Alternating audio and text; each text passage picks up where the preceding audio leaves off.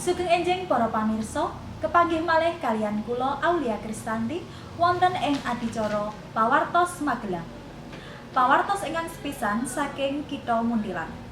Kangge mengeti dinten riyaya Idul Adha taun 1492 Hijriah, SMK Muhammadiyah Setunggal Muntilan ngawontenaken penyembelihan kewan kurban. Kegiatan menika kangge sarana latihan kurban kagem para siswanipun.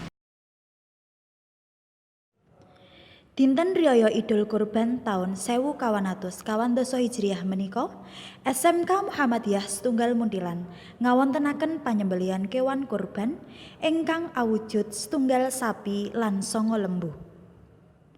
Sapi dipun sembelih wonten ing sekolah lan dipun bagi kangge siswanipun.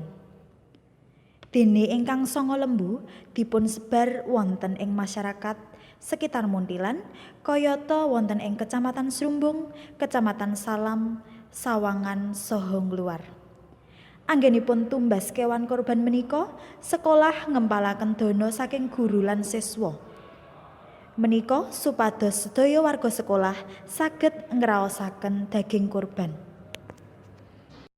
Kurban 1492 Hijriah utawi 2019 SMK Muhammadiyah Setunggal ngempalaken iuran kurban ingkang saged mujudaken setunggal lembu kaliyan 9 mendo.